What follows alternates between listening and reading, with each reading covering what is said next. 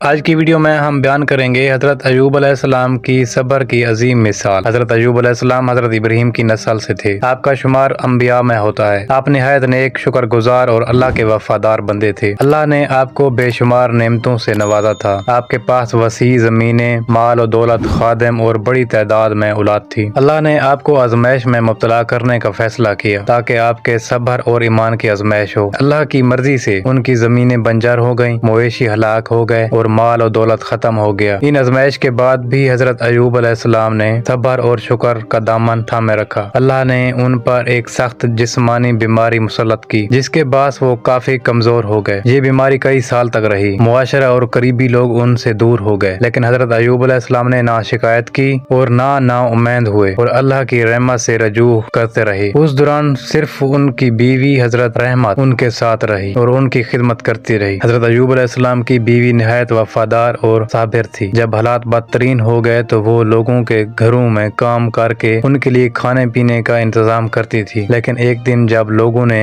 ان سے بھی تعاون بند کر دیا تو وہ پریشان ہو گئیں۔ اس کے باوجود انہوں نے اپنے شوہر کا ساتھ نہیں چھوڑا۔ حضرت ایوب علیہ السلام کئی سال تک آزمائش میں مبتلا رہے، لیکن جب تکلیف بہت زیادہ ہو گئی تو انہوں نے نہایت عاجزی سے اللہ سے دعا کی اور ایوب کو یاد کرو جب انہوں نے اپنے رب کو پکارا، بے شک مجھے تکلیف پہنچی ہے اور تو سب رحم کرنے والوں سے زیادہ رحم کرنے والا ہے۔ سورۃ انبیاء۔ اللہ نے ان کی دعا قبول کی اور انہیں حکم دیا، اپنا پاؤں زمین پر مارو، یہ نہانے اور پینے کے لیے ٹھنڈا پانی ہے۔ سورۃ صاد۔ حضرت ایوب علیہ السلام نے زمین پر پاؤں مارا تو وہاں ایک چشمہ جاری ہو گیا۔ جب انہوں نے اس پانی سے غسل کیا اور اسے پیا تو ان کی بیماری ختم ہو گئی اور وہ مکمل صحت یاب ہو گئے۔ اللہ تعالیٰ نے حضرت ایوب علیہ السلام کی تمام نعمتیں انہیں لوٹا دیں۔ اللہ نے انہیں پہلے سے زیادہ مال و دولت اور زمینیں عطا کی۔ اللہ تعالیٰ نے حضرت ایوب علیہ السلام کے صبر کو قرآن میں سراہا۔ سورۃ صاد۔ ہم نے اسے صابر پایا، بہترین بندہ ہے، بے شک وہ بہت رجوع کرنے والا تھا۔ حضرت ایوب علیہ السلام کے واقعہ سے ہمیں سیکھنا چاہیے کہ مشکلات میں صبر کرنا اور اللہ پر بھروسہ رکھنا انسان کو کامیاب بناتا ہے۔ اللہ تعالیٰ صبر کرنے والوں کو بہترین انعام دیتا ہے اور انہیں آزمائش سے گزرنے کے بعد بلند مقام عطا کرتا ہے۔ دوستو، اسلامی واقعات اور اسلامی ہسٹری کے بارے میں ویڈیو دیکھنے کے لیے ہمارا YouTube چینل سبسکرائب کیجیے اور ساتھ دیے گئے گھنٹی کے نشان کو دبا دیجیے۔